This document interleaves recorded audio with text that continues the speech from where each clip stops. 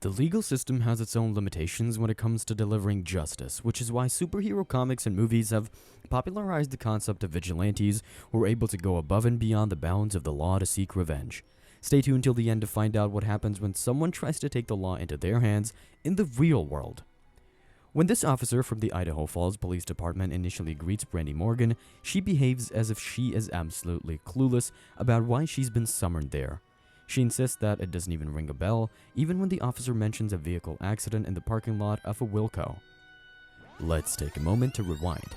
The incident that the police officer is referring to took place on 18th January 2022 in the parking lot of a Wilco liquor store. While Brandy was getting her SUV out of the parking lot, she intentionally steered her vehicle towards a pedestrian.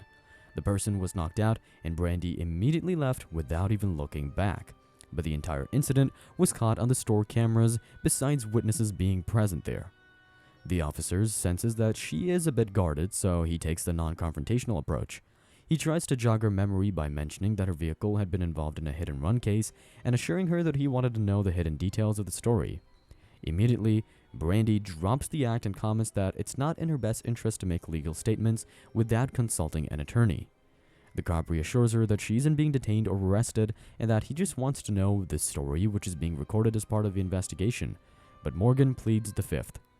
Now, the Fifth Amendment basically protects a person from self-incrimination by allowing them to remain silent during interrogation and access the services of a lawyer.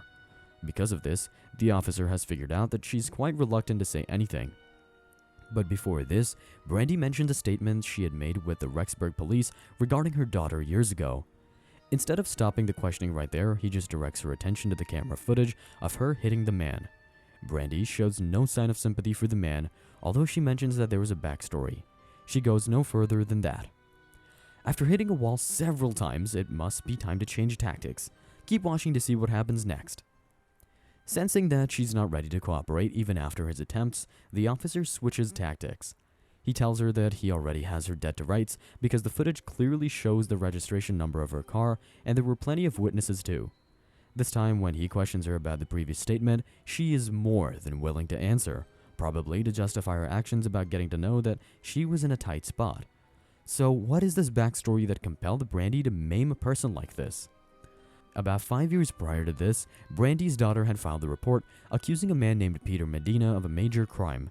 Unfortunately, there wasn't sufficient evidence for building a case and he wasn't ever brought to justice. Well, that is until Brandy decided to take matters into her own hands.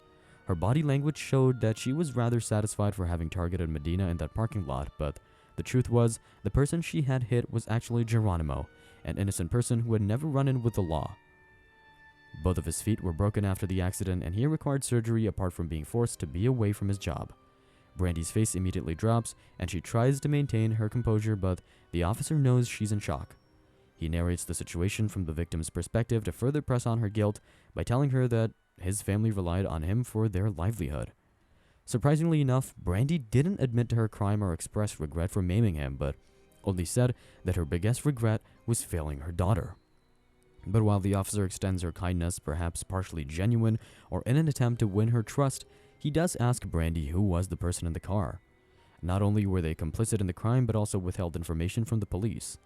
Brandy still refuses to answer on the spot without consulting an attorney as she wanted to protect her daughter. Later in the interview, Morgan told the detective that she wasn't feeling bad because she was 100% certain that it was Peter Medina. Morgan was charged with aggravated battery, a crime punishable by up to 15 years in jail. She was also charged with fleeing the scene of an accident causing death or serious injury, which carries a maximum sentence of 5 years in jail.